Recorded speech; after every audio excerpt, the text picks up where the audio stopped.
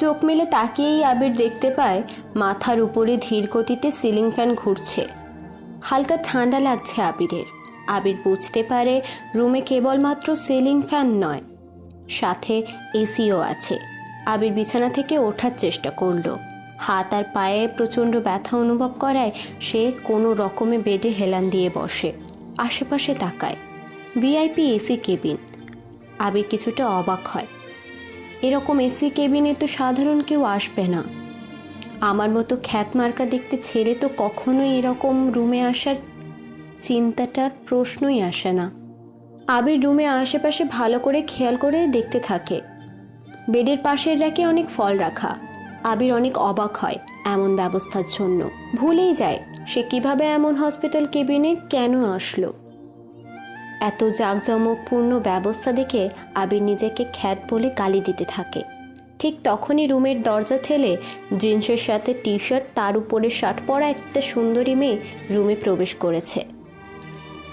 আবিরকে এমনভাবে বসা অবস্থায় দেখে মেয়েটা বলতে লাগলো, এই যে মিস্টার, এভাবে বসে আছেন কেন?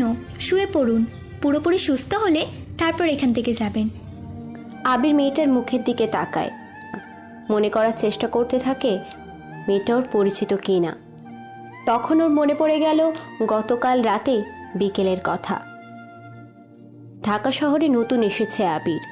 কাঁধে অল্প দামি একটা ব্যাগ, চোখে মোটা ফ্রেমের -1 শূন্য পাওয়ারের চশমা, চুলগুলো একটু বড়, তবে এলোমেলো, অগোছালো আর উস্কো খুস্কো। গায়ে সাদা রঙের একটা তেলচিটে টাইপের শার্ট, প্যান্টটাও অল্প দামি, সেটা দূর থেকেই বোঝা যাচ্ছে। ছেলেটা গতকাল ঢাকা শহরে নতুন এসেছে। উদ্দেশ্য ঢাকা ইউনিভার্সিটিতে সাইকোলজিস্ট নিয়ে পড়াশোনা করে বড় একটা ডিগ্রি অর্জন করার। বাস থেকে নামতেই বাস স্ট্যান্ডে থাকা কয়েকজন লোক আবিরের দিকে বেশ হাস্যকর আর মজা নিয়ে দৃষ্টিতে তাকিয়ে আছে। কেউ কেউ আবার আবিরের সামনে এসে বলেই দিচ্ছে, এই ছেলে, তুমি কি পাগলাগারদ থেকে পালিয়ে এসেছো? পোশাক দেখলে বমি পাচ্ছে। আবির কিছুই বলে না, তাদের দিকে মুচকি হেসে ওর উদ্দেশ্যের দিকে এগিয়ে যায়। কোনো এক পরিচিত বন্ধুর মেসে থাকার জন্য তার দেওয়া ঠিকানায় গিয়েছিল, কিন্তু আবিরের এমন পোশাকের ধরন দেখে মেস মালিক দূর দূর করে তাড়িয়ে দিয়েছে। আবির তাই ভার্সিটির দিকে যাচ্ছিল, ভার্সিটিতেই দেখবার জন্য। ভার্সিটির কাছে আসে যখন ও মেন রাস্তা পার হবে, ঠিক সেই সময় কোথা থেকে একটা গাড়ি এসে ফুটপাতের আশেপাশে থাকা দোকানগুলোকে উড়িয়ে দিয়ে আবিরের কাছে চলে আসে। আবির সেটা দেখে নিজেকে গাড়ির সামনে থেকে সরিয়ে নিয়ে পিছনের দিকে জোরে ঝাঁপ দিয়ে চলে যেতে যাবে, তার আগেই গাড়িটা কোনো রকমভাবে আবিরকে ধাক্কা দেয়, আর গাড়িটা গিয়ে ল্যাম্পপোস্টের সাথে ধাক্কা খেয়ে থেমে যায়। আশেপাশে অনেক লোকজনের ভিড় জমেছে, কারণ গাড়িটা এতক্ষণে কন্ট্রোল ছাড়াই চলছিল। তবে এতক্ষণ কোনো মানুষের ক্ষতি হয়নি, কিন্তু আবির নামে ছেলেটা হালকাভাবেই আহত হয়। তবুও আবির মাটি থেকে নিজেকে বহু কষ্টে উঠে দাঁড় করায়। মেয়েটি গাড়ি থেকে নামে। সবাই মেয়েটির দিকে কিছুক্ষণ সময় হাঁ করে তাকিয়েছিল। চুলগুলো ব্রাউন কালার করা, শার্ট জিন্সের সাথে টি শার্ট পরা। এমন মেয়ে সাধারণত পাবলিক হয়তো প্রথমবার দেখছে, তাই এমনভাবে চোখ বড় বড় দৃষ্টিতে সবাই তাকিয়েছে মেয়েটার দিকে। মেয়েটা হলো এই শহরে ঢাকা নামকরা বিশাল পরিবারের বড়লোক ঘরের মেয়ে, নাম নেহা। নেহার পরিবারে চাচারা সবাই একসাথেই থাকে, আর নেহার 3টি চাচা দেশের বিভিন্ন সরকারি পদে চাকরি করেন। বড় চাচা সাফিক সাহেব হলেন ঢাকা শহরের মেয়র, মেজো চাচা রফিক সাহেব হলেন ঢাকা শহরের প্রশাসক, ছোট চাচা কামাল সাহেব হলেন এনএসআইয়ের প্রধান অফিসার, আর নেহার বাবা মিস্টার আদনান সাহেব হলেন সাংবাদিক। তবে নেহার বাবা সাধারণ কোনো সাংবাদিক না, তিনি বিশাল একটা খনি, সিরিয়াল কিলার এবং হিংস্র মাফিয়া মাস্তানদের নিয়ে লিখেছেন, আর সেটার জন্য তিনি পড়েছিলেন বিপদে। কারণ আদনান সাহেব নিজেই ওই মাস্তান, the king of Mustan world নিলয়কে পক্ষ নিয়ে লিখেছিলেন, আর সেটার জন্য ওনাকে জরিমানা দিতে হয়। এর কারণ এখন থেকে প্রায় 7-8 বছর আগে নিলয় নামে একটি মাস্তানের আবির্ভাব হয়। আর সে মানুষটি খুব বাজেভাবে মারত, কোনো সুযোগ দিত না। আর সেই ঘটনা সাংবাদিক আদনান সাহেব লিখেছিলেন, ম্যাগাজিনে, বই, পত্রিকায় করেছিলেন, কিন্তু কর্তৃপক্ষ সেটা বাতিল করে দেয়, পুড়িয়ে দেয় সব কপি। অরিজিনালটা ছিল আদনান সাহেবের কাছে, আজও আছে সেটা। নেহা আবির নামে ছেলেটার দিকে এগিয়ে আসে। ছেলেটা নেহার দিকে চেয়ে আছে। নেহা আহত আবির নামের ছেলেটার কাছে এসে দাঁড়ায়। আশেপাশে থাকা পাবলিকগুলো নেহার উপরে খেপে গিয়ে তখনই আবির নামের ছেলেটা নেহাকে পাবলিকদের থেকে কোনো রকমে বাঁচায়। তবে নেহা যখনই কিছু বলতে যাবে তার আগেই আবির নামের ছেলেটা নেহার সামনে ধপ করে মাটিতে পড়ে জ্ঞান হারায়। নেহা উপায়ন্ত না পেয়ে ছেলেটাকে তুলে নিয়ে হসপিটালের কেবিনে ভর্তি করিয়ে দেয়। আবির মাথায় চোট পেয়েছিল, অনেক রক্ত বের হওয়াতে তৎক্ষণাৎ জ্ঞান হারায়। আর জ্ঞান ফেরার পরেই সে নিজেকে হসপিটালের বেডে দেখতে পায়। আপনি কি কম কথা বলেন নাকি কানে কম শোনেন? আপনি মানে আপনি না সেই গাড়িওয়ালি? গাড়ি চালাবেন খোলা মাঠে, রাস্তাঘাটে চালালে তো এমন ক্ষতি হবে, আপনার শরীর গ্রহণ করা হবে না। নেহা আবিরের দিকে তাকায়। কাজের লোকেরও যোগ্যতা নেই যে ছেলেটার, সে কিনা নেহার সাথে এমন করে কথা বলছে। নেহা এখন নিজেকে অনেকটা শান্ত করে নরম গলায় বলে, দেখুন মিস্টার। আবির আমার নাম। আবির, আমি খুব দুঃখিত, এমন কিছু হবে কখনো ভাবিনি। কেন ভাববেন? বড়লোক বলে গাড়ি নিয়ে বের হবেন রাস্তায়, মানুষ মূল্যে থানায় টাকা দিয়ে কেস শেষ করে দিবেন, সেটা তো হবে না।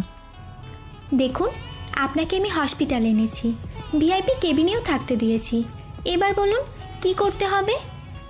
আমি যদি মারা যেতাম তখন কি পারতেন সব ঠিক করে দিতে? নেহা দাঁতের দাঁত চেপে আবিরের দিকে তাকিয়ে রইল। নেহার ইচ্ছে করছে আবিরের গালে কয়েকটা চড় বসিয়ে দিতে, কিন্তু পারছে না। এমনিতেই সে ভুল করেছে, তার উপরে বাসায় এখনো কেউ জানে না। আর এইদিকে এই খ্যাত দেখতে ছেলেটিও তার সরি গ্রহণ করছে না। তবে নেহা ছেড়ে দেওয়ার পাত্রী না। সে হাসি মুখে বলে, আচ্ছা, আপনি কি চান? মানে কোথায় থাকেন আপনি?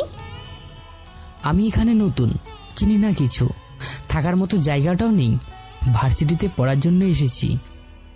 নেহা তুচ্ছল্যের এক হাসি দিয়ে আবিরের দিকে তাকায়। আবির সেটা বুঝতে পেরেও চুপচাপ বসে থাকে। নেহা বলে ওঠে, আচ্ছা, আপনি তো কিছুই করেন না, পড়ার জন্য খরচও তো আছে।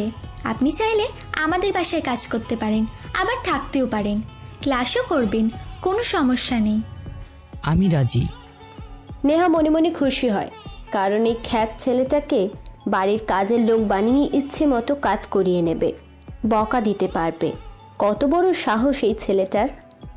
আমি সরি বলছি, তবুও কাজ হবে না, হারামি একটা। তাহলে আপনি সুস্থ হয়ে নিন, তারপর আমাদের বাসায় নিয়ে যাব। আপনার নাম কি? নেহা। আপনার পরিবারের সম্পর্কে বলুন। আমার পরিবার সম্পর্কে আপনার কোনো ধারণাই নেই, তাই বললেও বুঝতে পারবেন না। আগে বড় হন, তারপর বুঝবেন। নেহা হালকা অপমান করে কেবিন থেকে বেরিয়ে গেল। আবির নেহার চলে যাওয়ার দিকে তাকিয়ে আছে আর মুচকি হাসছে। এই হাসির মানে কেউ জানে না আবির ছাড়া। নেহা বাড়িতে চলে আসে। বিশাল বাড়ি ওদের। বাড়িতে সে ছাড়া আরও অনেক কাজিন থাকে। নেহা এসে দেখে ওর বাবা সোফাতে বসে আছে আর 4 জন পরিচিত লোক। নেহার বাবা মানে আদনান সাহেবের সামনে বসে আছে। নেহা ওর বাবার কাছে যেতেই শুনতে পায় কে যেন বলছে, স্যার, আপনার the king of Mastan world Niloy এই শহরে এসেছে। সবাই সন্দেহ করছে আপনার উপর, কারণ আপনার জন্যই হয়তো সেই হিংস্র মস্তান এই শহরে এসেছে। আদনান সাহেব লোকটার কথা শুনে হাসল। লোকটা অবাক হয়ে তাকিয়ে আছে আদনান সাহেবের দিকে। তিনি পাশে থাকা একটা ব্যাগ থেকে ওনার লেখা কিছু কুখ্যাত বই, যেটা নিলয়কে নিয়ে লেখা ছিল, সেই বইটি বের করে সামনের টেবিলে রাখলেন। বইটির নাম দ্য কিং অফ ইউনিভার্স। বইটাতে নিলয়কে নিয়ে লেখা আছে 7 বছর আগে আদনান সাহেব একটা রিপোর্টের জন্য বাংলাদেশের রংপুর শহরে যায়। সেখানে তিনি একটা কোম্পানির উপরে রিপোর্ট করতে যায়, আর সেখানে যেতেই জানতে পারল নিলয়ের সম্পর্ক। এরপর তিনি ঢাকায় এসে নিলয়কে নিয়ে লেখালেখি করেন, আর সেই লেখা বইটি ছিল মস্তানদের পক্ষে। স্যার, কি ভাবছেন? নিলয় কেন ফিরে এসেছে আবার? আদনান সাহেব তখন কিছু বলল না। কাজের লোক চা এনে দিচ্ছে। আদনান সাহেব চায়ের কাপে চুমুক দিয়ে জোরে একটা শ্বাস নিল, আরও কয়েকবার চায়ের কাপে চুমুক দিয়ে বইটি হাতে নিয়ে বলল, এখানে শুধুই একজন মাস্তানের কথা লেখা নেই, এখানে আছে এমন একজন লোক যে হিংস্র, কাউকে ভয় পায় না সে, বরং তাকেই সবাই ভয় পায়। সে একাই একটা বীর যোদ্ধা, কাউকে মাফ চাওয়ার সুযোগ দেয় না, আর না কখনো সে কারো কাছে মাফ চায়। সে তার মতো চলে, আর সবাইকে তার মতো করে চলতে বলে। তার একটাই চাওয়া। আদনান সাহেব কিছুটা কেশে উঠলেন। পাশে থাকা নেহা মনোযোগ দিয়ে ওর বাবার কথা শুনছে। নেহা জানে না কে এই নিলয়, তবু শুধু নেহা নয়, বরং ঢাকা শহরের কেউই চেনে না বা জানে না কে নিলয়, দেখতে কেমন, মূলত সে কি করে, কিছুই তেমন কেউ জানে না। আদনান সাহেবও নিলয়কে দেখেনি, তবু নিলয়কে নিয়ে লিখেছেন, আর কেন লিখেছেন সেটা তিনি আজও প্রকাশ করেননি। নিলয়ের চাওয়াটা কি? সামনে থাকা একজন বলল, পুরো দুনিয়া। আদনান সাহেবের কথা শুনে সবাই ভয় পেয়ে যায়। কি বলবে এখন কেউ বুঝতে পারছে না। আদনান সাহেব শব্দ করে হাসলেন। কেউ একজন আমতা আমতা করে প্রশ্ন করল, মানে? जो गैंग लेकर आता है वो भी गैंगस्टर होता है, लेकिन जो अकेले आता है वो रॉक स्टार निलय। আদনান সাহেব বসা থেকে উঠে দাঁড়ালেন, আর কিছু না বলেই সে চলে যায় নিজের ঘরে। অপরিচিত লোকেরা আদনান সাহেবের চলে যাওয়ার দিকে তাকিয়ে আছে। নেহা জানতে চায় তারা কে। আমরা ক্রাইম ব্রাঞ্চ থেকে এসেছি। কততম ব্যাচ? 37। Junior person. কথাটা বলেই নেহা মুচকি হাসল।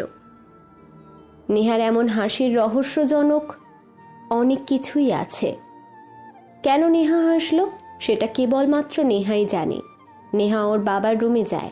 আদনান সাহেব তার মেয়েকে দেখে বলে, কিছু বলবি? বাবা, নতুন একটা কাজের লোক আসবে, আর তাকে আমার জন্যই আনবো। মানে সে কেবল আমার অর্ডার মতোই চলবে। তোর প্রয়োজন হলে নিয়ে আয়। ওকে। নেহা আবিরের কথা ভেবে কি ময়লা দেখতে কাপড়, ঠিকঠাক মতো কথা বলতে পারে না, আবার সে নাকি ঢাকা ইউনিভার্সিটিতে পড়বে। এটা হাস্যকর ছাড়া আর কিছুই না। এদিকে আবির এসি কেবিনে শুয়ে আছে। বেডের দক্ষিণ দিকের ওয়ালে একটা ওয়াল টিভি রাখা। আবির টিভি দেখছিল। ও থেমে যায়। একটা নিউজ চ্যানেলে যেয়ে ও থেমে যায়। সেখানে খবর পড়া হচ্ছে। বিখ্যাত সাংবাদিক ও লেখক আদনান সাহেবের লেখা দ্য কিং অফ ইউনিভার্স বইয়ে যে হিংস্র মানবের কথা হয়েছিল সেই শহরে এসেছে, আর আসার সময় সে নিজেই জানিয়েছে এই প্রশাসনের কাছে। বইটির সব কপি কালেক্ট করে ক্রাইম ব্রাঞ্চ পুড়িয়ে ফেলেছিল। রিয়েল কপিটি আছে একজনের কাছে, আর তিনি হলেন আদনান হাসান। তিনি বইটির শেষ পাতায় লিখেছেন, নিলয় আসবে। সে একাই আসবে নতুন শহরে। সে আসবে সব কিছু ধ্বংস করতে। সে আসবে শহরটাকে নিজের করতে। তবে কি আদনান হাসানের কথাটা সত্য হলো? কেন সে এই শহরে এসেছে? কি চায় সে? তবে কি সে ধ্বংস করতে এসেছে? রিপোর্টারের কথাগুলো আবিরের বেশ মনোযোগ দিয়ে শুনল। সে টিভি অফ করে দেয়। আগের থেকে নিজেকে অনেকটা সুস্থ মনে হচ্ছে ওর। হাত নাড়াতে পারছে। মাথার ব্যথাটাও আর নেই বললেই চলে। সে স্নেহার কথা ভাবছে।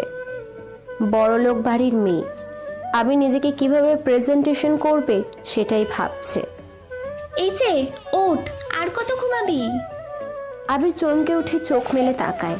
পাশে তাকিয়ে দেখে নেহা দাঁড়িয়ে আছে, কিন্তু আবির অবাক হয়, কারণ আবিরকে নেহা তুই করে বলছে। আবির থতমত হয়ে প্রশ্ন করে, আমাকে তুই করে কেন বলছেন? তো তোকে কি আপনি করে বলবো?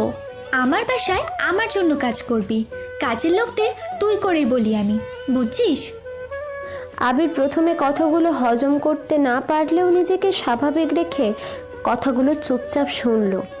সে মাথা নেড়ে হ্যাঁ সূচক জবাব দিল। আবির বেডে বসে আছে। নেহা একটা ব্যাগ থেকে কয়েকটা নতুন কাপড় বের করে ছুঁড়ে মারল আবিরের মুখের উপরে। আবির চুপচাপ বসে আছে।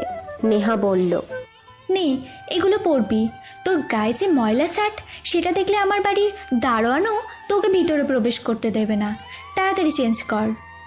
নেহা কথাটা বলে কেবিন থেকে বের হয়। আবির কাপড়গুলো হাতে তুলে নিল। কিছুক্ষণ নতুন কেনা কাপড়গুলো দিকে তাকিয়ে থেকেও তারপর চেঞ্জ করে সেগুলো থেকে একটা শার্ট আর একটা প্যান্ট পরে নিল।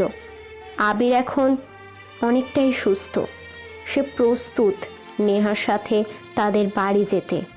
নেহা গাড়ি চালাচ্ছে, আবির বসে আছে। নেহার মাথায় আবিরকে নিয়ে মজার একটা প্ল্যান চলে আসলো।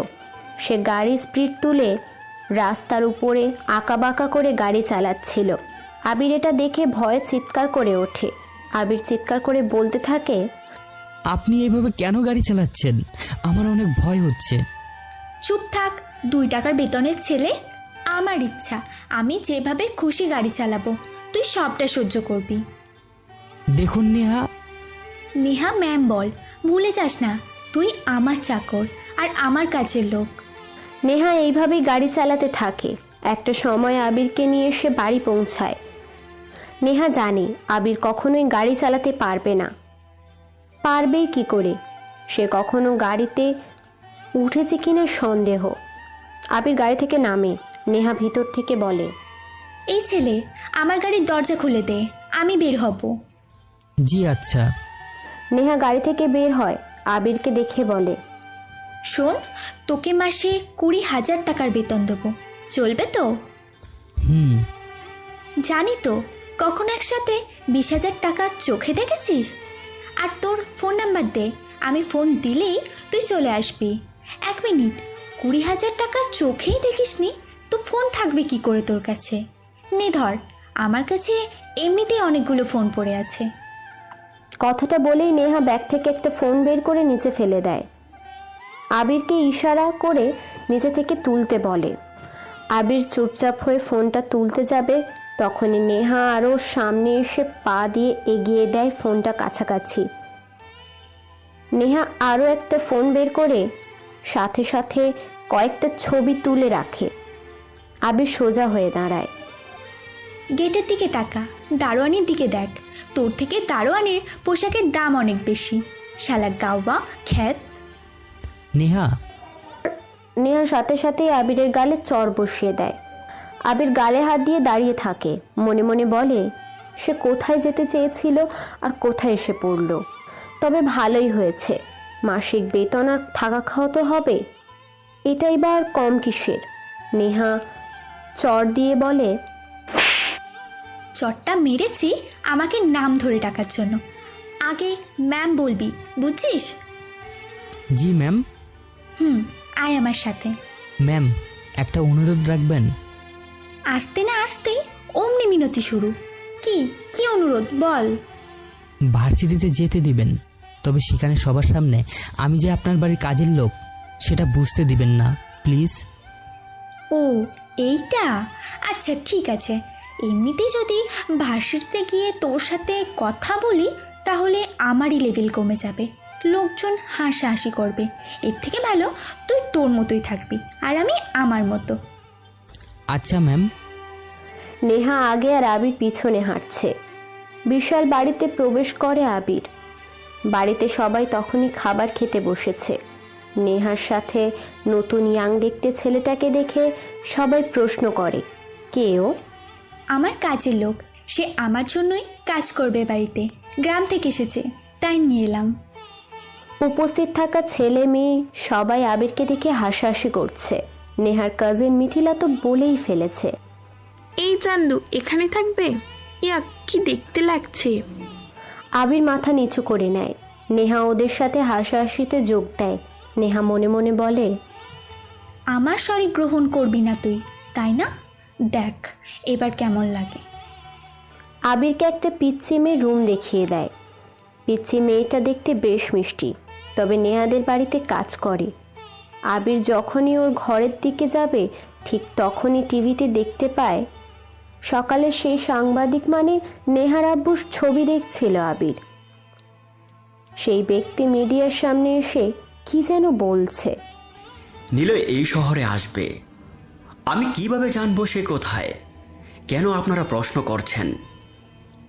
আমি তো কেবল নিলয়ের সম্পর্কে লিখেছিলাম যে কিনা একটা কোম্পানির মালিকের থেকে ক্ষমতা কেড়ে নিতে সেই কোম্পানিকে ধ্বংস করে।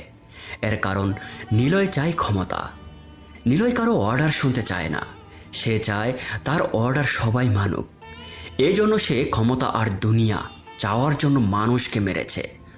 আশা করি আপনারা আর আমাকে উল্টাপাল্টা প্রশ্ন করবেন না প্লিজ। মিডিয়া থেকে আদনান সাহেব চলে আসলেন। খাবার টেবিলে নেহার বড় চাচা সাফিক সাহেব বললেন, নিলয় তাহলে এখন কোথায়? সামিয়া নামে একটা মেয়ে প্রশ্ন করল। সাফিক সাহেব থামলেন। তিনি আর জানালেন না, কারণ সব কিছু জানে নেহার আব্বু আদনান সাহেব।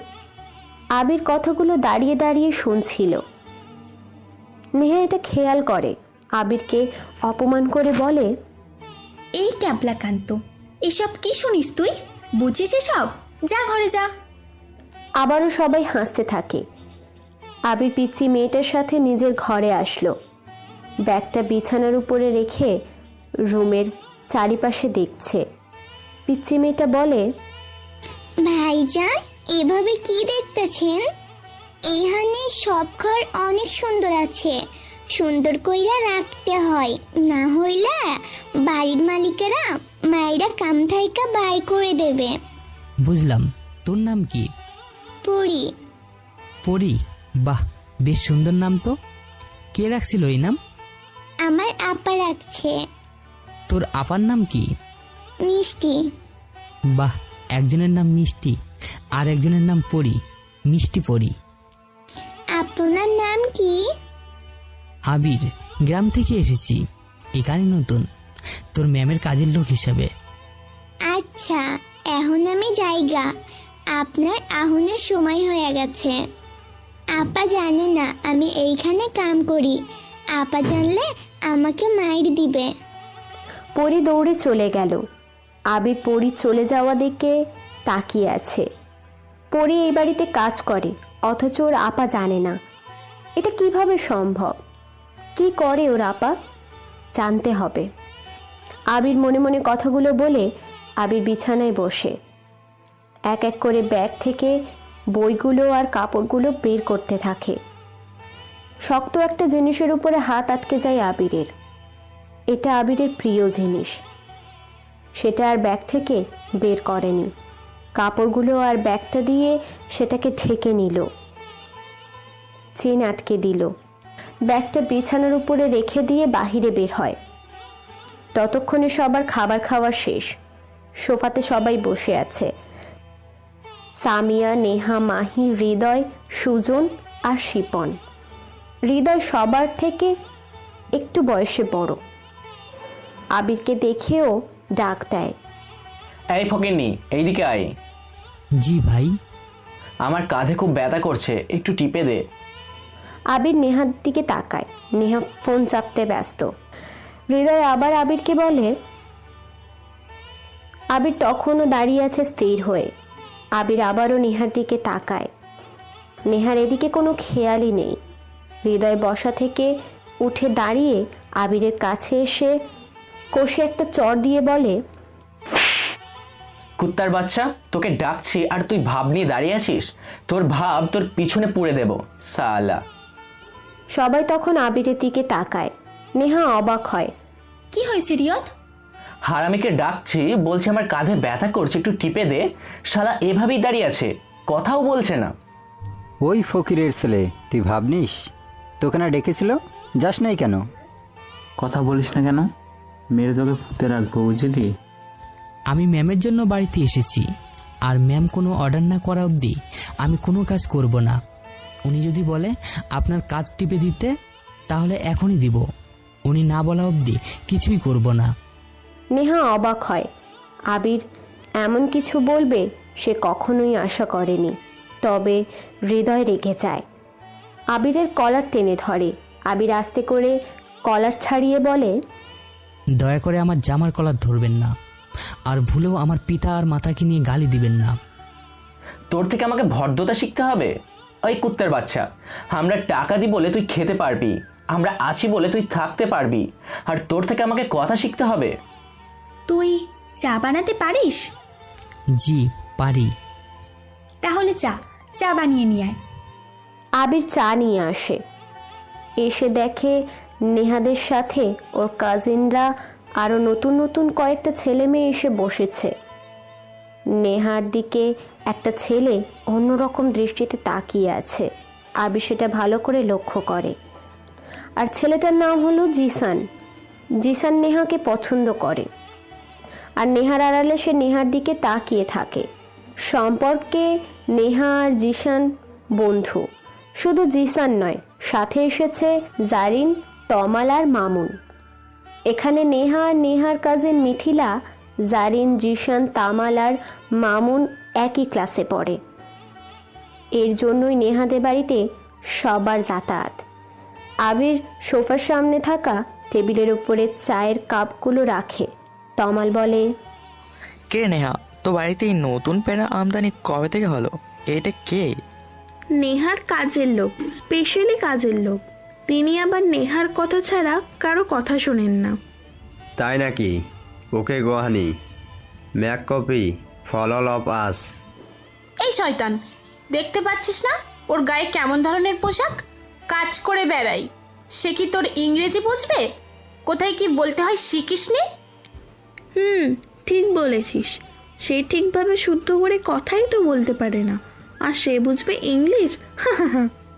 মিথিলা কথা বলে হাসতে থাকে।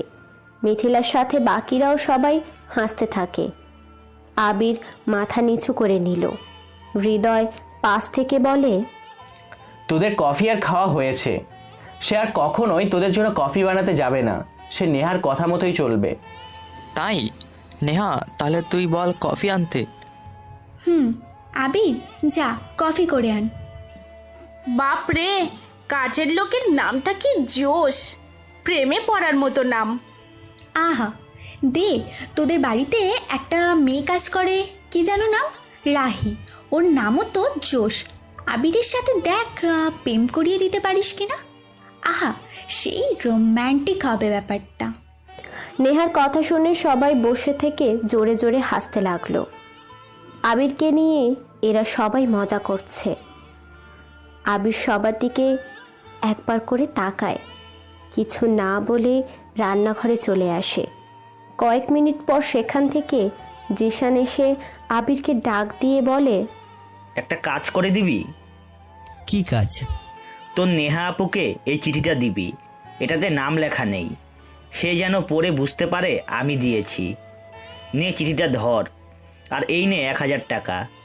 জিসান আবিরের পকেটে টাকা আর চিঠি দিয়ে যায়। আবির সবার জন্য কফি বানিয়ে আনে। টেবিলে কাত হয়ে কফি রাখতে যাবে, তখনই চিঠিটা পড়ে যায়। জিসান দেখে ওটা, আবিরকে তাড়াতাড়ি করে ওঠাতে বলে। আবির যখন ওঠাতে যাবে, তখনই আবির সোফার সামনে রাখা টেবিলের উপরে কফি ট্রেটা রাখে। ঠিক সেই সময় ওর পকেট থেকে জিসানের দেওয়া কাগজটা পড়ে যায়। জিসান সেটা দেখতে পায়। আবিরের দিকে তাকিয়ে জোরে ডাক দিয়ে ওঠে, আবির, তোর পকেট থেকে একটা কাগজ পড়লো, দেখি কি ওটা। আবির কিছুটা অবাক দৃষ্টিতে তাকায় জিসানের দিকে। জিসানের এমন জোরে কথা বলা শুনে সবাই চুপ হয়ে আবিরের দিকে তাকালো। সবাই দেখলো আবিরের হাতে একটা সাদা কাগজ। আবির মাথা নিচু করে নিল। জিসান বলল, কি হলো? কাগজটা দে দেখি, কিসের কাগজ? তোর পকেট থেকে পড়লো। আবির সবার দিকে একবার করে তাকায়। আবিরের দিকে কৌতূহলী দৃষ্টিতে চেয়ে আছে। আবির বলে, এটা কাগজ। সেই তো জানি, কিন্তু কিসের কাগজ? আমি জানি না। তাহলে ওভাবে কেন দাঁড়িয়ে আছিস? দেখা কিসের কাগজ। আসলে আমাকে। কই দেখা তো কাগজে কি আছে, দে আমার কাছে। জিসান বসা থেকে উঠে আবিরের কাছে আসে। আবিরকে জিসান কিছু না বলতে দিয়ে থামিয়ে দেয়।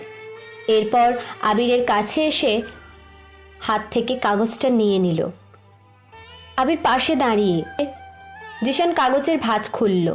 জিসান সবাইকে বলে, কাগজে কিছু লেখা আছে। জোরে পড়, আমরা শুনবো। না থাক, পড়বো না। কেন? আমি চাই না নেহা অপমানিত হোক। মানে কিসের অপমান? আবিরের দিকে একটু ঘুরে তাকায় জিসান। আবির তখনও জানে না কি হতে যাচ্ছে, কিন্তু জিসানের তাকানোর ধরন আর মুচকি হাসিটা আবিরকে ভয় পাইয়ে দিয়েছে। আবিরের দিক থেকে চোখ সরিয়ে নিয়ে জিসান বলল, কিসের অপমান? সামান্য একটা কাজের ছেলে তোকে ভালোবাসি বলুক, সেটা কি অপমান নয়? সামান্য একটা কাজের ছেলে তোকে কাগজে লিখে প্রপোজ করুক, এটা কি অপমান না? তোর ডিমান্ড কমে গেছে নেহা। মানে কি? ঠিক করে বল, তুই কি সব বলছিস? আচ্ছা, আমি লেখাগুলো তোদেরকে পড়িয়ে শোনাই। জিসান কাগজে থাকা লেখাগুলো জোরে জোরে পড়তে থাকে। নেহা, আমি তোমাকে খুব ভালোবাসি। তোমাকে নিয়ে থাকতে চাই ছোট্ট একটা ভাঙা ঘরে। সেখানে থাকবে বিশাল ভালোবাসা, 2 বেলা খেতে পাওয়ার আনন্দ আর একে অপরের প্রতি বিশ্বাস। তুমি কি আমার বউ হবে? জিসান লেখাগুলো পড়ে থামে। নেহা বসা থেকে উঠে দাঁড়িয়েছে। নেহার ফর্সা মুখটা রাগের আভায় লাল হয়ে গেছে। নেহা আবিরের সামনে আসলো। আবিরের মুখের দিকে কয়েক সেকেন্ড তাকিয়ে থেকে গায়ে যতটা জোর ছিল নেহার, ততটা জোরে আবিরের বাঁ গালে চর বসিয়ে দেয়। আবিরের মুখে নেহার চরের দাগ বসে যায়। আবির কারোর দিকে তাকায় না, সে মাথা নিচু করে আছে। নেহা জোরে জোরে বলতে থাকে, শালা হারামি, তোকে রাস্তা থেকে তুলে এনে বাড়িতে থাকতে দিলাম, আমার কাজের লোক বানালাম, সেই তুই তোর ছ্যাঁচড়া জাতটাকে চেনালি। কান ধর, কান ধর বলছি। নেহা চিৎকার করে আবিরকে কথাগুলো বলল। আবির সামনে বসা জিসানের দিকে তাকালো। জিসান হৃদয়ের দিকে তাকিয়ে মুচকি হাসছে। আবিরের আর বুঝতে বাকি রইল না যে সে এটা প্ল্যান করেই করেছে, যার মূল্য ছিল হৃদয়ান জিসানের। আসলেই সত্য। আবির যখন কফি বানাতে যায় তখন হৃদয় জিসানকে ইশারা করে ডাক দিয়েছিল। জিসান হৃদয় ভাইয়ার কাছে এসে বলে, কি হয়েছে ভাইয়া? শোন জিসান, তুই এই কাগজটা আবিরের পকেটে কোনো রকমে গুঁজে দিয়ে আসবি, আর যা যা বলে দিচ্ছি তুই আবিরকে সেইগুলোই বলবি। এরপর যখন আবির আমাদের সামনে কফি নিয়ে আসবে তখনই যেভাবে হোক ওর পকেট থেকে কাগজটা নিয়ে কি লেখা সেটা পড়বি। ব্যাস, বাকিটা তোর মতো অভিনয় করে যাবি। জিসান হৃদয় ভাইয়ার কথা মতো কাজ করে, আর এই কাজের জন্য আবির ফেঁসে যায়। জিসান আর হৃদয় এসব ভেবে হাসছে, আর আবির সেটা দেখে নিল। নেহা আবিরের গালে আরেকটা চড় দিতে যাবে, তার আগেই নেহা নিজেই থেমে গেল। নেহা হাত নামিয়ে বলে, তোর মতো একটা ছোট লোক ছেলের গায়ে হাত দিতেও আমার বমি আসছে। আমার সামনে থেকে চলে যা, না হলে তোকে আমি কি করব আমি নিজেই জানি না। নেহা, তোর কাজের লোক তোকে প্রপোজ করছে, রাজি হয়ে যা ভাই, তুইও কাজ করবি ওর সাথে। সুখের সংসার তোদের, আহা, ভাবতেই খুশি খুশি লাগছে। তোরা থামবি নাকি তোদেরকেও বেরিয়ে যেতে বলবো? ওই কুত্তা, সামনে থেকে যা বলছি, দূর হ চোখের সামনে থেকে। নেহার কথাগুলো শুনে আবির আর দাঁড়ালো না। নিজের রুমে এসে দরজা আটকে দিয়ে বিছানায় বসে গালে একটা হাত দিল। গালের এক পাশটা ব্যথা হয়ে গেছে, এত জোরে চড় মেরেছে যে আঙুলগুলো দাগ বসে গেছে। গালে হাত দিয়ে সে রুমে থাকা আয়নাটার দিকে তাকায়। তখনই দরজায় কড়া নাড়ার শব্দ শুনে আবির দরজা খুলে দিল। তাকিয়ে দেখে পিচ্চিমে পড়ি এসে দাঁড়িয়ে আছে, হাতে কিছু একটা আছে। দেখি ভাইজান, সামনে থাইকা সইরা যান আর বিছানায় যাইয়া বইসা পড়েন। আমার হাতে গরম ভাত আছে, কাপড়ে বাঁধা। এইটার ছ্যাঁকা আপনার গালে দিলে আপনার এখনই ঠিক হইয়া যাইবেন। পরীর এমন কেয়ারিং কথা শুনে আবির অবাক হয়, তবে কোনো কথা বলে না। আবির বিছানায় এসে বসে। পরী আবিরের গালে গরম ভাপের ছ্যাঁক দিতে থাকে। আবির বলে, তুই না বাড়িতে যাবি কইলি, তোর আপা আসছে? আপা এখনো আসে নাই, আর আমার বাড়ি বেশি দূরও না, 5 মিনিট লাগে দৌড়ে যাইতে। আপা কখন আইব কোনো গ্যারান্টি নাই। সে আইসা বিছানায় শুইয়া ঘুমাইয়া যায়, আমি ডাইকা খাবার দিই। তোর আপু কি করে?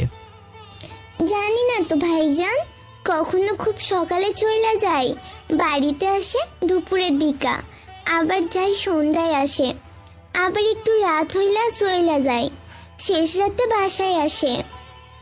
তোর বাড়িতে আর কে কে থাকে? আমি, আপা আর মা থাকি। মা তো বিছানায় পড়ে আছে, বুকে কি জানি হয়েছে। ডাক্তার কইছে মেলা টাকা লাগলো, ভালো হইব না। তবে বাঁচানোর লাইগা প্রতিদিন মেলা টাইকার ওষুধ আনতে হইব। ও, বাড়িতে তুই সব কাজ করিস? হ, আপা আইসা শুইয়া থাকে, মুখটা সব সময় কেমন খাইরাপ কইরা রাখে, দেখলে মায়া হয়। তোর আপা এখানে আসে না? না, আপা এইখানে 1 বছর ধরে আসে না।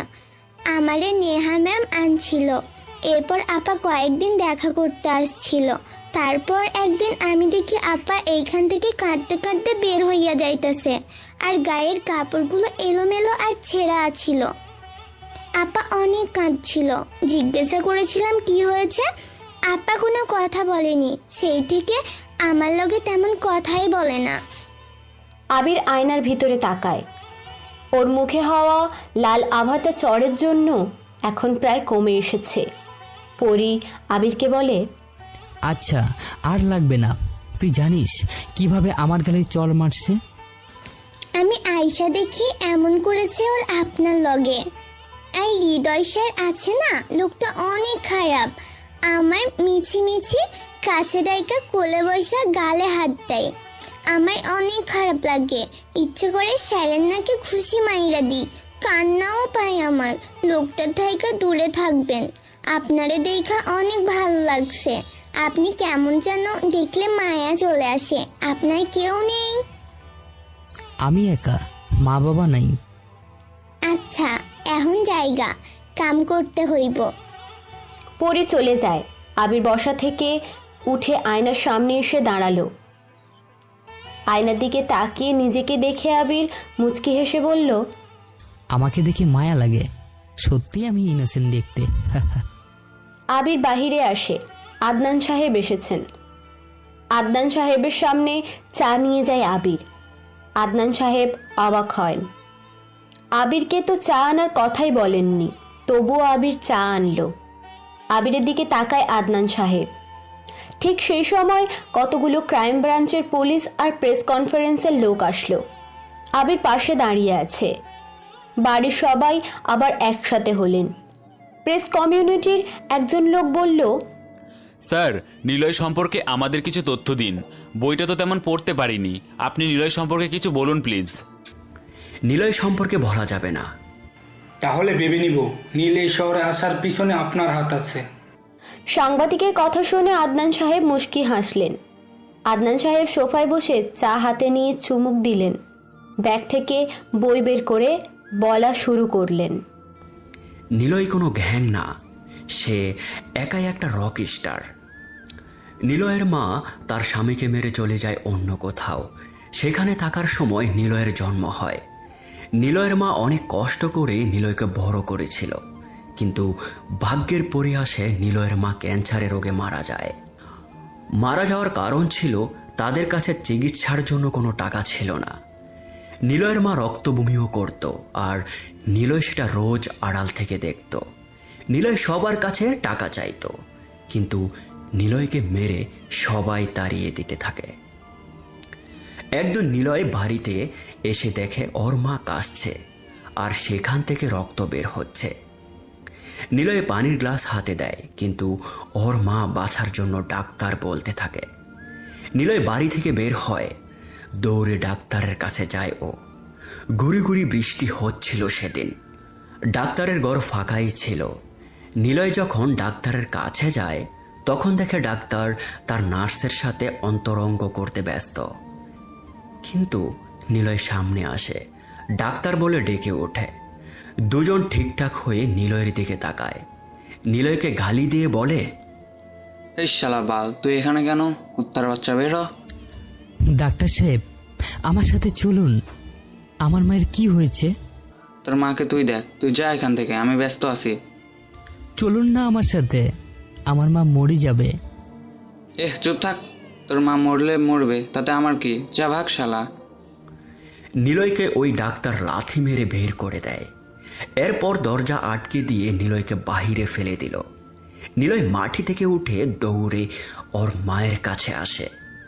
ওর মা বিছানা থেকে নিচে মাটিতে পড়ে আছে, রক্তে ওনার গা ভিজে গিয়েছে। নিলয় ওর মাকে বলে, মা, তোর কিছু হবে না, আমি এসে গেছি, চল তোকে ডাক্তারের কাছে নিয়ে যাব। নিলয় বাপ, তুই ছোট, আমাকে কিভাবে নিবি? মা, তোর ভয় নেই, তোর ছেলের গায়ে অনেক শক্তি, তোকে কোলে করে নিয়ে যাবে। সারা রাত দিনে একবার খেতে পারিস আর শক্তি হবে তোর গায়ে? হ্যাঁ মা, অনেক শক্তি। সন্তানের কাছে মা কখনো ভারী হয় না। তুই চল মা আমার সাথে। নিলয় কোনো কথা শোনে না। নিলয় ওর মাকে কোলে নেয়।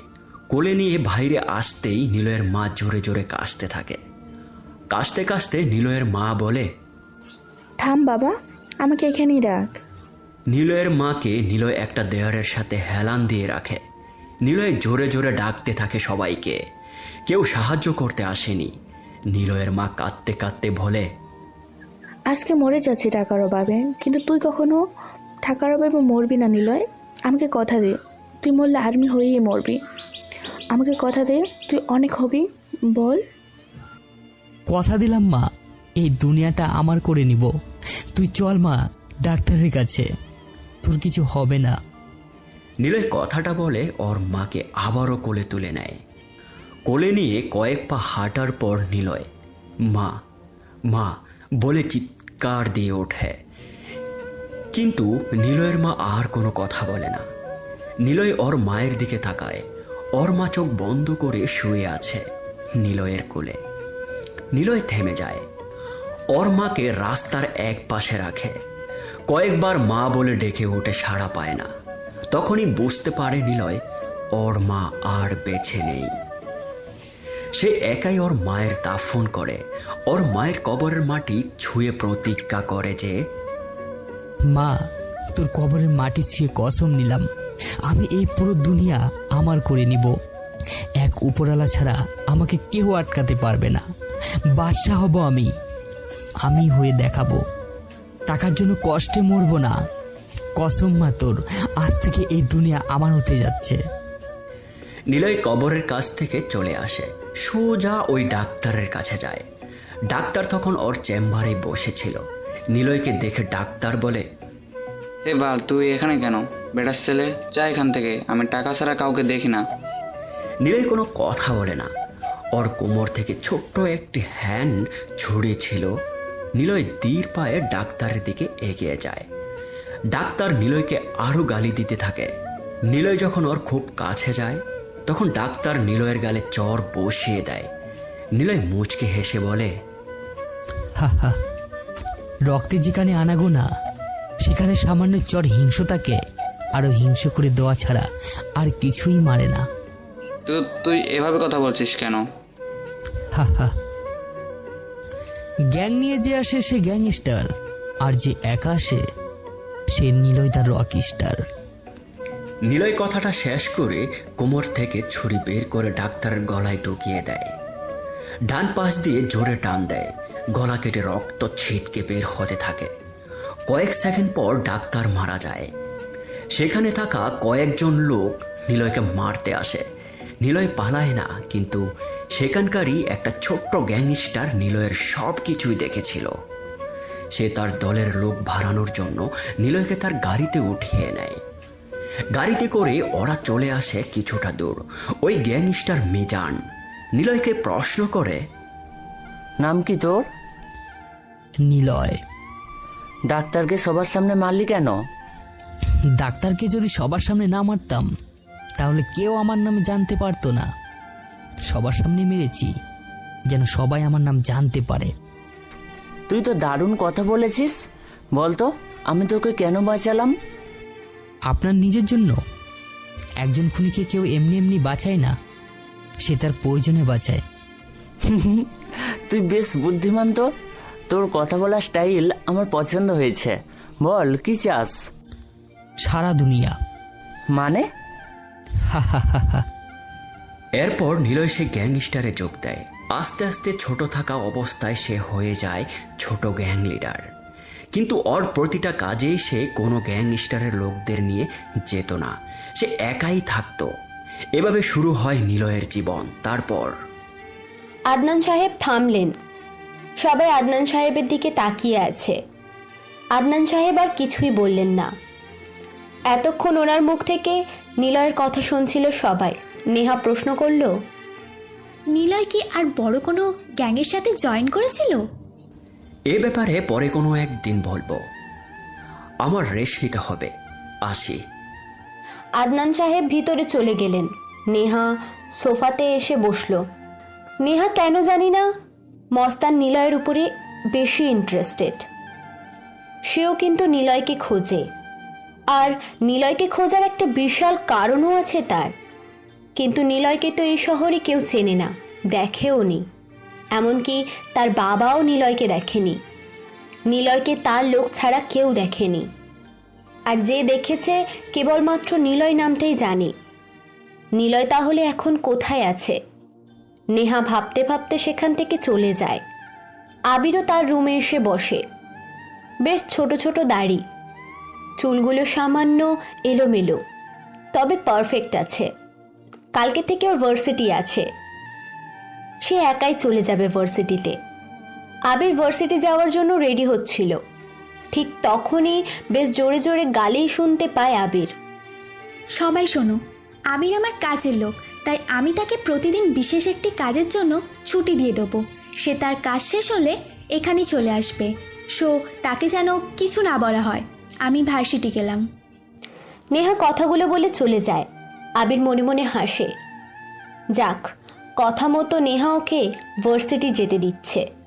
আবির রেডি হয়, বের হতে যাবে, তখনই ওর ঘরে পরি এসে ঢোকে। পিচ্ছি মেয়েটার দিকে তাকিয়ে আবির খেয়াল করে পরির মুখটা অনেকটা শুকনো, গালে চড়ের দাগ আছে। তোর মুখ এমন শুকনো কেন? পরি কোনো কথা বলে না। সে আবিরের বিছানায় গিয়ে বসে। পিচ্চিটা নিচের দিকে তাকিয়ে বলল, ভাইজান, আপা অনেক অসুস্থ। কি হয়েছে? জানি না, আজকে মেলা রাত কইরা যখন বাসায় আসছে দেখলাম একটা গাড়ি থাইকা আপাকে বাড়ির সামনে ফেলাইয়া দিয়ে গেছে। মিষ্টি আপা সেইখানেই পইরা ছিল। আমি যাইয়া তাকে বাড়ি আনি। ওর নাকি সারা গায়ে ব্যথা। আপার কাছে একটা ব্যাগও ছিল, ব্যাগে অনেক টাকা দেখেছিলাম। ইচ্ছে করছিল টাকাটা একটু হাতে নেই, কিন্তু আমার মা কইছে আমার আপার থাইকা যেন টাকা না নেই, তাই হাত দিই না। আপা এখন অসুস্থ হইয়া বিছানায় পইরা আছে। ও, তোর মুখে দাগ কেন? হৃদয় সাই করেছে। সকালে আমারে ডাকছিল, ওনার ঘরে চা দিয়ে আইতেছে, আমারে ডাকে। আমি যাইয়া দেখা আমারে এসে চড় মারে। রাগে সারা গায়ের লোম দাঁড়িয়ে যায় আবিরের। পায়ের উপরে হাত দিয়ে কয়েকবার কিল দিল আস্তে করে। আবির পরির দিকে তাকায়। পরি কাঁদছে না, তবে মন খারাপ করে বসে আছে। আবির পরিকে বলে, চিন্তা করিস না, হৃদয়কে একদিন আমি আর তুই মিলে অনেক মারবো। ওর সাথে তুমি পারবে? পারবো না কেন? উনি অনেক খারাপ লোক, তুমি তো ভালো লোক। আমাকে তোর ভালো লোক মনে হয়? হ্যাঁ, অনেক ভালো লোক তুমি, আর খারাপদের সাথে ভালো লোকেরা পারে না। আবির হাসতে থাকে। আবারও নিজে আয়নার সামনে দেখতে শুরু করলো। মনে মনে প্রশ্ন করে নিজেকেই। আমি কি দেখতে আসলে ভালো মানুষ কি জানি। কাঁধে পুরনো ছোট ব্যাগ, চোখে চশমা, ফুল হাতা শার্ট, তবে শার্টের হাতার কাপড় সব খুলে দেওয়া, কালো একটা প্যান্টের সাথে ফিতে স্যান্ডেল।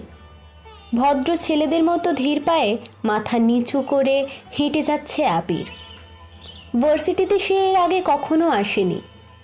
হাঁটছে আর মাঝে মধ্যে সে চারিপাশে তাকাচ্ছে, নিজেকে কেমন যেন এলিয়েন মনে হচ্ছে ওর কাছে। সবার গায়ে আধুনিক পোশাক, সবাই অনেক স্মার্ট। কেউ কেউ ভার্সিটির মধ্যে স্টাইল দিয়ে সিগারেট খাচ্ছে, আবার কেউ বা মেয়েদের সাথে বেশ ঘনিষ্ঠভাবে আড্ডা দিচ্ছে। আবির হাঁটতে থাকে, হঠাৎ অনুভব করে ওর গায়ে কাগজের ডলা পাকিয়ে কে যেন সেটা গায়ের দিকে ছুঁড়ে মারছে। আবির পিছনের দিকে তাকায়, দেখে জিসান, তাওমাল, মামুন সহ আরও 2 জন, মোট 5 জন ছেলে দাঁড়িয়ে আছে আর কাগজ ছুঁড়ে মারছে জিসান, তমাল আর মামুন। আবির ওদের থেকে চোখ সরিয়ে সামনে ঘুরে চলে আসতে যাবে, তখনই ডাক দেয় জিসান, ওই চাকর এদিকে আয়। আবির দাঁড়িয়ে পড়ে, জিসান নাম ধরে ডাক দেয়। আবির সেদিকে যেতেই জিসান বলে, কিরে চান্দু, 2 বেলা খাস কাজ করে, কিন্তু তোর বডি অ্যাটিটিউড বাদশা রাজাদের মতো কেন? ভাই দেখেন, আমার সাথে আপনার কোনো শত্রুতা নেই, তাহলে কেন আমার সাথে এমন করছেন? জিসান আবিরের গালে চড় বসিয়ে দিল। আবির জিসানের মুখের দিকে তাকায়। জিসান বলল, নে চড় মারছি, এবার তো আমরা তোর শত্রু তাই না? শোন ভাই, এখানে এই ভার্সিটিতে এমন কেউ নেই যে এই জিসানের কথা মতো ওঠে না বসে না, সবাই আমার কথা শোনে। আমি এই ভার্সিটির নেতা, Badsha, the power of my dad, MLA আমার বাপ। কালকে নেহাদের বাড়িতে আমার কথা শুনিসনি? যদিও নেহা বলেছে তোকে সবার সামনে যেন কিছু না বলি, মানে ভার্সিটিতে যেন কিছু না বলা হয়। সমস্যা নাই, কিছু বলবো না। একটা কাজ করে দে, এই যে একটা মেয়ে যাচ্ছে, ভার্সিটির প্রিন্সিপালের মেয়ে, এর পিছনে যে জোরে থাবা দিবি, যা। আবির দাঁড়িয়ে থাকে। একবার আস্তে ধীরে হাঁটতে যাওয়া 4টে মেয়ের দিকে তাকালো আবির। জিসান এসে আবিরের শার্টের কলার টেনে ধরে। আবির জিসানের হাত ধরে বলে, ভাই একটা অনুরোধ, আমার কলার ধরবেন না, আমাকে প্লিজ আমার মতো থাকতে দিন। এহে, এটা তো নেহার বাড়ি না বুঝলি, এখানে আমার কথা শোনে সবাই, আমার কথা অনুযায়ী চলে। দেখতে চাস? ওই রামসাগর এদিকে আয়। একটা চিকনা গোছের ছেলেকে ডাক দেয় জিসান। ছেলেটা জিসানের সামনে আসে, জিসানের দিকে ভাতৃত্বের দৃষ্টিতে তাকায়। ছেলেটাকে বলে, নাম কি তোর? অভি। কোন ইয়ারে পড়িস? First year. আমাকে চিনিস? আপনার নাম জিসান, ভার্সিটির কমিটির নেতা আপনি? গুড, প্যান্ট খোল। আচ্ছা। অভিনামে ছেলেটি আচ্ছা বলে জিসানের দিকে এগিয়ে যেতে জিসানের প্যান্ট খুলে যায়। তখনই জিসান অভির গালে চড় দিয়ে বলে, সালামা, তোকে আমার প্যান্ট খুলতে বলেছি, তোরটা খোল। অভি আর কিছু বলল না, প্যান্ট খুলতে শুরু করে দিয়েছে। জিসান থামিয়ে বলে, যা এখান থেকে। অভি তাড়াতাড়ি সেখান থেকে দৌড়ে চলে যায়। জিসান একেবারে আবিরের কাছে আসে, আবিরকে বলে, ইটস জিসান পাওয়ার, বুঝলি? সো বুঝতেই পারছিস আমার কথা না শুনলে কি হবে তোর। এবার থানার ওসির মেয়ে আসবে, টাইট জিন্স পরবে, সোজা যাবি, ওর পিছনে জোরে থাবা দিয়ে তাকে বলবি, কি টাইট ফিগার। যা, কোনো কথা বলবি না, দে তোর ব্যাগ দে। আবিরের থেকে রাজবি নামে একটা ছেলে এসে আবিরের ব্যাগটা কেড়ে নিয়ে তমালকে দেয়। তমাল মাটিতে ফেলে দিয়ে আবিরকে বলে, যা ভাই, সময় নষ্ট করিস না, তাড়াতাড়ি কর। দেখুন, আপনারা অন্যায়ভাবে র্যাক দিচ্ছেন, আপনাদের পুলিশে দেওয়া দরকার। তোর পুলিশ আমাদের ছিড়বে, বুঝলি? মা, তোকে না যেতে বললাম। আর একটা কথা বললে তোকে এখানে কাপড় খুলে দাঁড় করিয়ে রাখবো ক্লাস শেষ অবধি। এটা আমাদের ক্যাম্পাস আর আমরা এখানে পাওয়ারফুল লোক। আবির কিছু বলল না, গেটের দিকে তাকায়। গাড়ি থেকে একটা মেয়ে নামলো। আবির জিসানদের দিকে তাকায়। জিসান ইশারায় বলল, ওটাই অসির মেয়ে মিলি। আবির মিলির দিকে তাকিয়ে এগিয়ে যায়। মিলি চোখে কালো চশমা, টাইট জিন্স আর টি শার্ট পরে আসছে। আবির মিলির সামনে এসে দাঁড়ায়। আবিরকে এভাবে দেখে মিলি বলে, কি ব্যাপার, আপনি কে? এভাবে আমার সামনে এসে দাঁড়িয়েছেন কেন? আবির কিছু বলে না, একটু ঘুরে জিসানদের দিকে তাকায়। জিসানেরা হাসতে থাকে আর কাজটি করবার জন্য জোর করে। আবিরকে চুপ থাকতে দেখে মিলি পাশ কাটিয়ে চলে যাবে, আর ঠিক সেই সময় আবির মিলির পিছনে জোরে হাত দেয়। মিলি সাথে সাথে দাঁড়িয়ে যায়। আবিরের দিকে ঘুরে দুটো ঠাস ঠাস করে চর বসিয়ে দিয়ে বলল,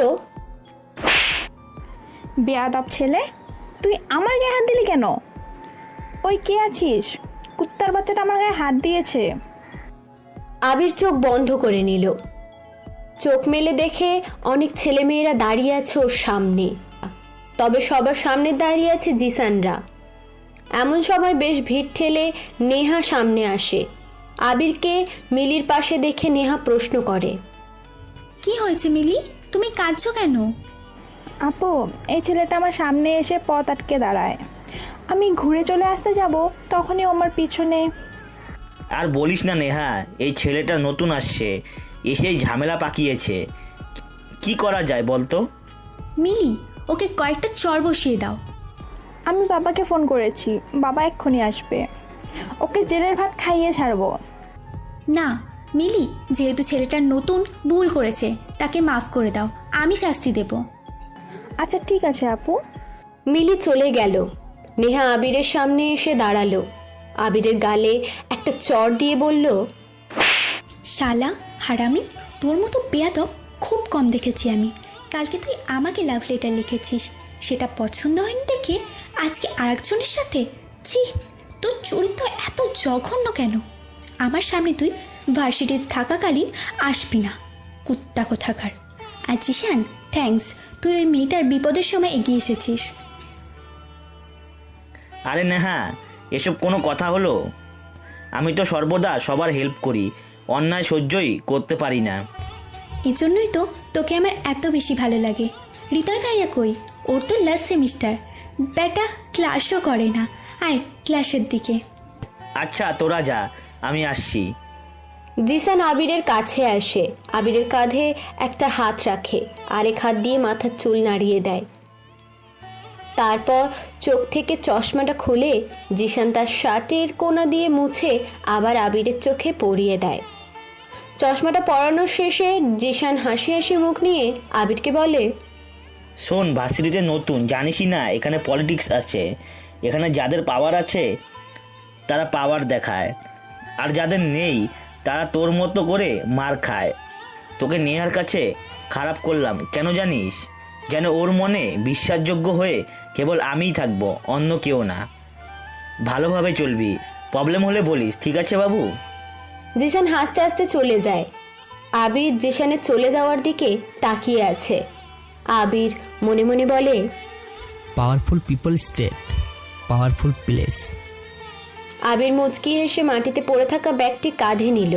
ওর ক্লাসের দিকে এগিয়ে যায়। ক্লাস প্রায় শুরু হয়ে গিয়েছে। আবির কোনো রকমে ক্লাসের সামনে দৌড়ে আসে। প্রথম ক্লাস নুসু ম্যামের। নুসু ম্যাম বেশ রাগী আর কড়া প্রকৃতির। সাইকোলজির একজন বিশাল জ্ঞানী মানুষ উনি পড়াচ্ছেন মানুষের রাগ কেন হয়। রাগের ফলে আমরা যা করি সেটা বারবার না হলেও প্রায় সব সময় ভুল হয়। কেন? ক্লাসের প্রথম স্টুডেন্ট বলে, ম্যাম, আমরা রাগ করি মস্তিষ্কে, আমাদের ইচ্ছেকে প্রাধান্য না পাওয়ার সূচনায়। বাকি স্টুডেন্টরা সবাই সায় দিল, কিন্তু কেন জানি না নুসু ম্যামের পছন্দ হয়নি। তাই তিনি আবারও প্রশ্ন করলেন। তবে এবার আর কেউ উত্তর দিল না। নুসু ম্যাম সবাইকে যখন বকা দেবে তখনই আবির এসে দরজার সামনে দাঁড়ালো।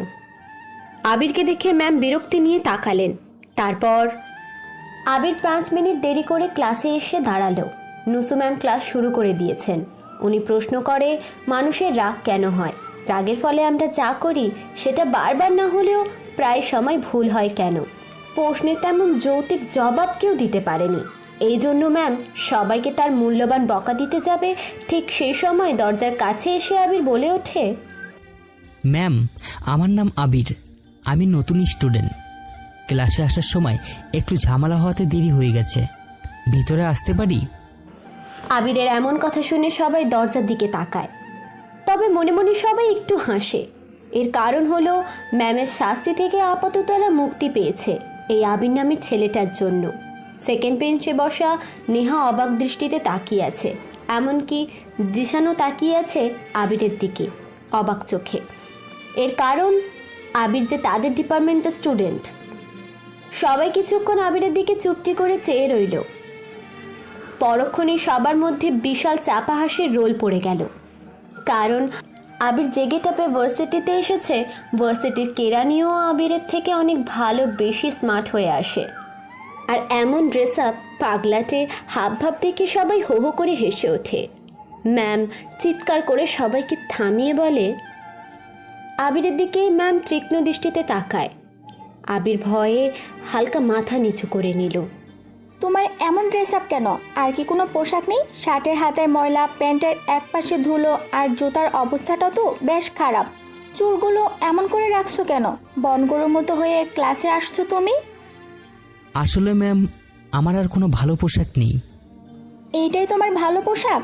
এই ছেলে, জানো তোমার এই ভালো পোশাক দেখে বমি চলে আসার মতো অবস্থা, পুরো ডিসকাস্টিং। ভিতরে আসতে পারো, তবে আগে আমার বোর্ডের লেখা প্রশ্নের উত্তর দাও, আর যদি পারো তবে ভিতরে এসে সবার শেষ বেঞ্চে যেয়ে বসবে। সবাই আবারও হাসতে থাকে। আবির কিছুক্ষণ চুপ হয়ে দাঁড়িয়ে রইল। ম্যাম অনেক বিরক্তি হয়ে আবিরকে কিছু বলতে যাবে, তখনই আবির বলে ওঠে, ম্যাম মানুষ মাত্রই পরিবর্তনশীল। আপনি চাইলে যে কাউকে নিজের মতো করে রাখতে পারবেন না, বা নিজেকে সবসময় একই রকম রাখতে বা থাকতে পারবেন না। ঘড়ির কাঁটার মতো প্রতিটা মানুষ পরিবর্তন হতে থাকে, আর এই পরিবর্তনের ধারা মানুষের মস্তিষ্কে আলাদা আলাদা ভাব প্রেজেন্টেশন করে। সময়ের সাথে সাথে আপনার মধ্যে রাগ, ভালোবাসা, অভিমান, ইমোশন, অনেক আবেগ তৈরি হয়। আর সবচাইতে যেটা তৈরি হয় তা হলো চাহিদা। মানুষ যতই পরিবর্তন হবে, মানুষের চাহিদাও তত বেশি পরিবর্তন হতে থাকবে। আর চাহিদা বিশাল হলে না পাওয়ার দিকটা বাড়তে থাকে, আর তার উপর ভিত্তি করে রাগ তৈরি হয়। রাগ মূলত প্রকাশ পায় প্রিয় মানুষদের উপর। কেউ জানলেও আমি ঠিকই বুঝতে পেরেছি, আপনি যতটা রাগ, হিংসতা প্রকাশ করেন আপনার স্টুডেন্টের উপর, তার থেকে বেশি আপনি তাদেরকেই ভালোবাসেন। কারণ ভালোবাসার মানুষদের উপরেই তো রাগ প্রকাশ করা যায়। আবিরের কথা শুনে ম্যাম বড় বড় চোখ করে তাকালেন। কেউ ধারণাও করেনি আবির এমন করে উত্তর দেবে। বিশেষ করে ম্যামের আবিরের এমন কথা শুনে অনেক ভালো লাগছে। আবিরের দিকে তিনি এবারে বেশ স্বচ্ছন্দের দৃষ্টিতে তাকালেন। আবির মাথা নিচু করে আবিরকে বলে, ভিতরে আসো। আবির আর বাইরে দাঁড়ায় না, কারোর দিকে না তাকিয়ে সোজা সবার শেষ বেঞ্চে গিয়ে বসে। ব্যাগটা বেঞ্চে রাখতেই দেখে বসার জায়গাটা অনেক ধুলো, কারণ এটাই শেষ বেঞ্চ, এখানে কেউ বসে না। আবির ব্যাগ দিয়ে ধুলোগুলো পরিষ্কার করে নিল। বেঞ্চে বসে আবির সামনের দিকে তাকালো, দেখে নেহা ওর দিকে তাকিয়ে আছে। জিসানও তাকিয়ে আছে আবিরের দিকে। জিসানের মাথায় শয়তানি একটা বুদ্ধি আসে। সে কোনো রকমে জানে না আবিরকে সহ্য করতে পারছে না। আবিরের দেখতে খ্যাত হলেও আবিরের মধ্যে অন্যরকম একটা অ্যাটিটিউড আছে, যা জিসান বুঝতেও পারে না, আন্দাজও করতে পারছে না কিছুই। ক্লাসে সবাই মনোযোগ দিয়ে নুসু ম্যামের লেকচার শুনছেন, আর নুসু ম্যাম সবাইকে ইংরেজিতে লেকচার দিচ্ছেন। আবির জানালার দিকে তাকিয়ে বাইরের দৃষ্টি দেখছে। দুটো ছাগলের বাচ্চা ক্যাম্পাসের একদম শেষ প্রান্তে দৌড়াচ্ছে, একে অপরের পিঠে ওঠার চেষ্টা করছে, আর একজন করে সেখান থেকে দৌড়ে সরে যাচ্ছে। আবির এসব দেখে মুচকি মুচকি হাসতে থাকে। আর ওর দিকে ম্যাম। আবিরের এমন অকারণের হাসিটা চোখ এড়ায় না। তিনি জোরে আবিরকে ডাক দেন, ওই ময়লার ডাস্টবিন আবির। ম্যামের কথা শুনে ক্লাসে থাকা বাকি সবাই জোরে জোরে হেসে উঠল। ম্যামও হাসতে থাকেন। আবির তাড়াতাড়ি বসা থেকে উঠে দাঁড়ায়। আবির ভীতু দৃষ্টিতে ম্যামের দিকে তাকায়। ম্যাম রাগী চোখে আবিরের দিকে তাকিয়ে বলল, এই তুমি আমার লেকচার না শুনে বাইরে কি দেখছিলে? ম্যাম, ছাগলছানার খেলা দেখছিলাম। কি মানে কি? আমার লেকচার কতটা গুরুত্বপূর্ণ তুমি জানো? আমার লেকচার শোনার জন্য স্টুডেন্টরা ক্লাস মিস করে না, আর সেই তুমি কিনা আমার লেকচারের সময় অমনোযোগী। ম্যাম, আমি যদি অমনোযোগী না হতাম তবে আমার দিকে আপনি কখনো খেয়াল করতেন না। ম্যাম চোখ বড় বড় করে আবিরের দিকে তাকালেন। ম্যাম ধরেই নিয়েছেন আবির একটা জোকার। সে কেবল মানুষকে হাসাতেই এখানে এসেছে। কারণ প্রতিটা কথা আর কাজে হাসি ছাড়া আর কিছুই নেই।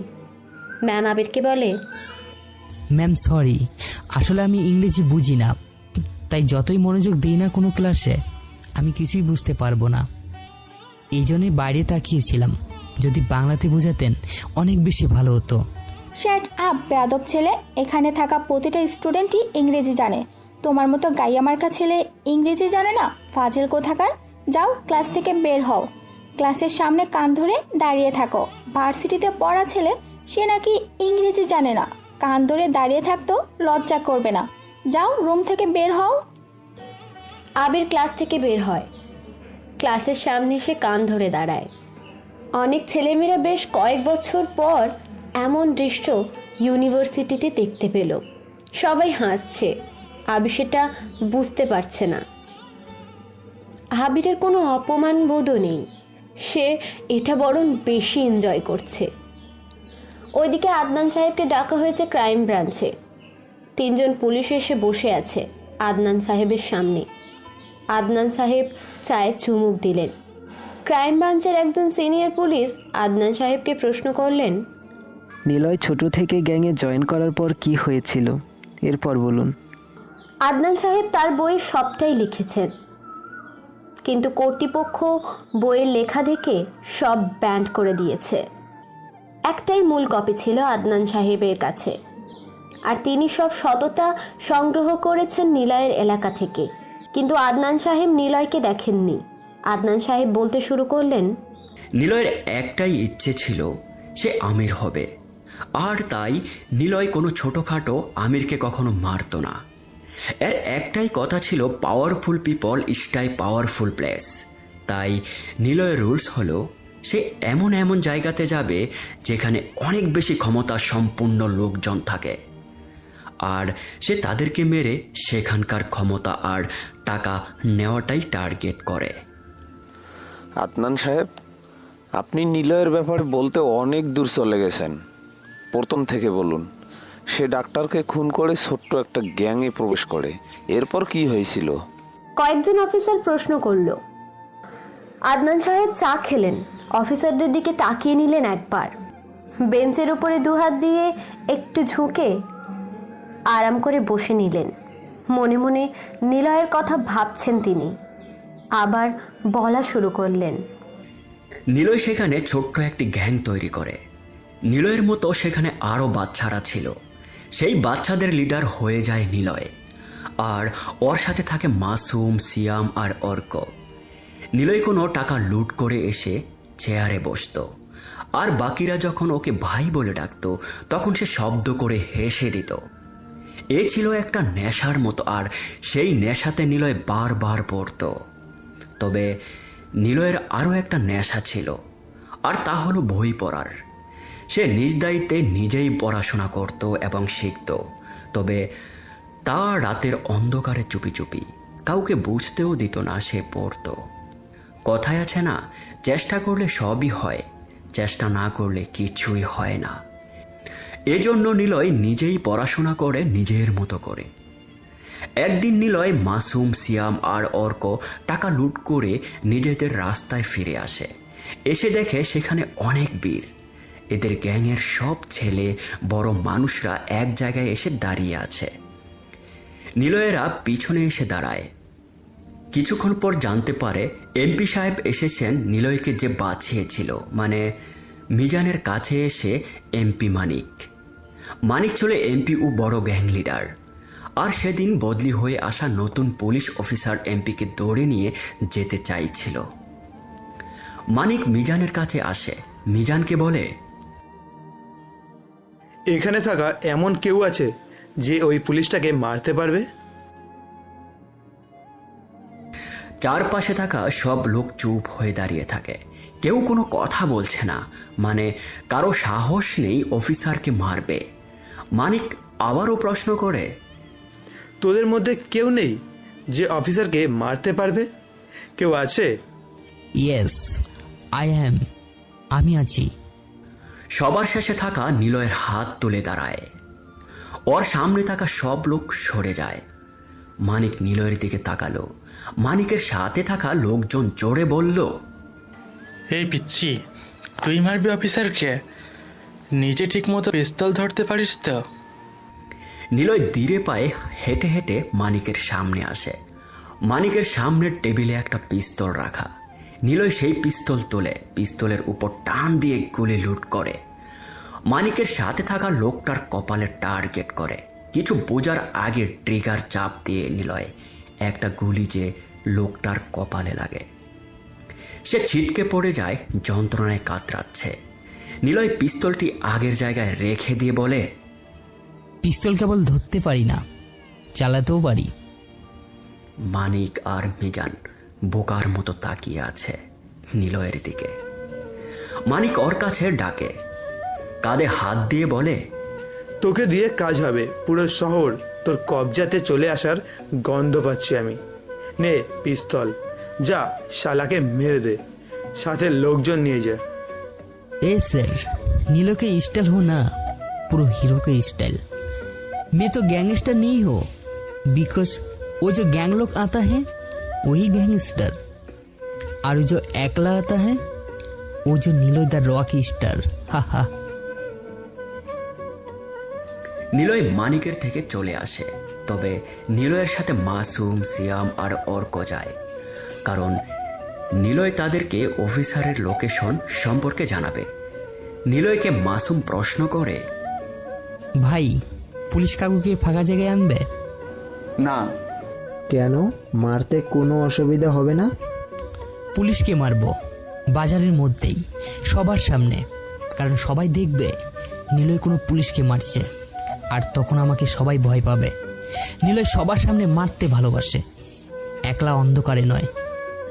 আদনান সাহেব থেমে যান, কাঁচতে থাকেন তিনি। অফিসারদের একজন দৌড়ে পানি নিয়ে এসে দেন আদনান সাহেবকে। আদনান সাহেব পানিটা খেয়ে জোরে জোরে শ্বাস নিতে থাকে। পুলিশরা সবাই এই রুমে এসে চারিপাশ ঘিরে রেখে নিলয়ের গল্প শুনছিল। আদনান সাহেব এতক্ষণ তা খেয়াল করেননি। ওইদিকে আবিরকে দেখে সবাই হাসছে। ম্যামের ক্লাস শেষ হয়, ম্যাম ক্লাস থেকে বের হয়, আবিরকে আরও কিছু বকা দিয়ে চলে যেতে বলে। আবির ব্যাগটা নিয়ে ক্যাম্পাসে এসে বসলো, চারিপাশে তাকাচ্ছে। এখনও তাকে দেখে সবাই হাসছে, তবুও ওর মাঝে কোনো অপমান বোধ নেই। তারপর আবির ক্যাম্পাসের একটা গাছের নিচে বসে আছে, চারিপাশে তাকায়ও। ওর ক্লাসের কয়েকটা ছেলে ও মেয়ে ওর দিকে তাকাচ্ছে আর হাসছে। আবিরের সেদিকে কোনো খেয়ালই নেই। আবির যখন বসা থেকে উঠতে যাবে, অনেকগুলো বাইক আর কালো রঙের একটা গাড়ি ভার্সিটিতে প্রবেশ করে। আবির সহ ভার্সিটির সবাই সেদিকে তাকিয়ে আছে। সবার কাছেই দামি বাইক, প্রতিটা বাইকে দুজন লোক। বাইকের সংখ্যা 10টা আর গাড়ির সংখ্যা 3টে। গাড়িগুলো একদম ক্যাম্পাসের মাঝখানে এসে থামলো। প্রথম গাড়ি থেকে সিকিউরিটি নামলো। ওরা এসে গাড়ির মাঝখানের দরজা খুলে নিল। রাষ্ট্রপতি গাড়ি থেকে নামছে, পিছনে মিডিয়ার লোক। তবে বাইকে থাকা লোকগুলো ওদের আটকে রাখছে। রাষ্ট্রপতির সাথে আরও 2জন লোক নামলো, একটা মেয়ে আর একটা ছেলে। ছেলে আর মেয়ের বয়সে প্রায় দুজনেরই সেম। রাষ্ট্রপতি এসেছে, ভার্সিটির প্রিন্সিপাল, এমনকি কমিউনিটির সব লোকেরা এসে সামনে হাজির। আবির এসব দেখে মুচকি হাসলো, মনে মনে বলল, পাওয়ারফুল লোক বড় জায়গাতেও তো থাকে। প্রিন্সিপাল স্যার গাড়ির সামনে এসে দাঁড়ায়। রাষ্ট্রপতি সাকিব আহমেদ বলে, আসলে স্যার, আমি এসেছি আমার ছেলে মেয়েকে এখানে অ্যাডমিট করাতে, তাই নিজেই চলে এলাম। রাষ্ট্রপতি সাকিব সাহেবের কথা শুনে প্রিন্সিপাল স্যার সদরে ওনার ছেলে ও মেয়েকে গ্রহণ করলেন। আবির সব কিছু দূরে বসেই দেখছে। ছেলেটার নাম জয় আর মেয়েটার নাম নিধি, দুজনেই বেশ স্টাইলিশ। প্রিন্সিপাল স্যারের কাছে সাকিব ওদেরকে দিয়ে চলে গেলেন। অবশ্যই যাওয়ার আগে একটা বাইক রেখে গেলেন। জয় আর নিধি স্যারের সাথে যেতে থাকে। আবির এগুলো দেখতে দেখতে সময় পার করে। ভার্সিটি থেকে বের হয় আবির, উদ্দেশ্য নেহাদের বাড়িতে। যদিও নেহা আগে চলে গিয়েছে, আবির রিক্সা ঠিক করে গন্তব্যে যেতে থাকে। আদনান সাহেব পানি খেয়ে নিলেন, জোরে কয়েকবার শ্বাস নিলেন তিনি। টিভিতে ওনার ইন্টারভিউ দেখানো হচ্ছে সরাসরি, সবাই নিলয়ের গল্প শুনছে। আদনান সাহেবকে প্রশ্ন করেন একজন পুলিশ, তারপর কি হলো? নিলয় সেই অফিসারকে কি মারতে চায়নি? আদনান সাহেব অফিসারের দিকে তাকান, মুচকি হাসি দিয়ে বুঝিয়ে দিলেন নিলয় যা বলে তাই করে। আদনান সাহেব বলতে লাগলেন, নিলয় কখনো তার কাজকে অসমাপ্ত রাখে না। হয় সে মারবে, না হয় মরবে, কারণ তার কাছে নিজের মরে যাওয়ার কোনো অপশন ছিল না। নিলয় বাজারে এসে পৌঁছায়, একাই ছিল ও। অফিসারের চেনা মুখ, নিলয় তাকে চিনে নিয়েছে। সে অফিসারের সামনে এসে দাঁড়ায়। অফিসার নিজে গাড়িতে উঠতে যাবে, নিলয় ওর গাড়ির সামনে এসে দাঁড়ালো। নিলয়কে দেখে অফিসার বলল, সামনে থেকে সর, দাঁড়িয়ে আছিস কেন? যা সর। নিলয় এভাবেই দাঁড়িয়ে থাকে। নিলয় মাথা নিচু করে দাঁড়ানোর ফলে ওর মাথার বড় বড় চুল মুখের উপর চোখগুলো ডেকে রাখে।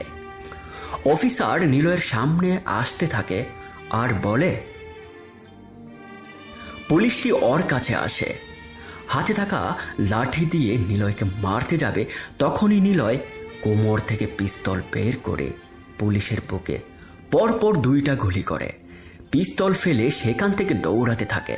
অফিসারের সাথে থাকা বাকি পুলিশগুলো নিলয়ের তাড়া করতে থাকে। নিলয়কে দৌড়াতে দেখে সিয়াম, মাসুম আর অর্ক নিলয়ের সাথে দৌড়ায়। কয়েকটা গলি পার হয়ে নিলয় দাঁড়ায়। অর্ক প্রশ্ন করে, তুমি দাঁড়ালে কেন? চলো বাইকা যাই। রকস্টার কখনো পালায় না, রকস্টারকে দেখে সবাই পালায়। আমি পালালে আমার কথা কেউ মনে রাখবে না, কেউ আমাকে ভয় পাবে না। তোরা যা, আমি ওখানে যাচ্ছি।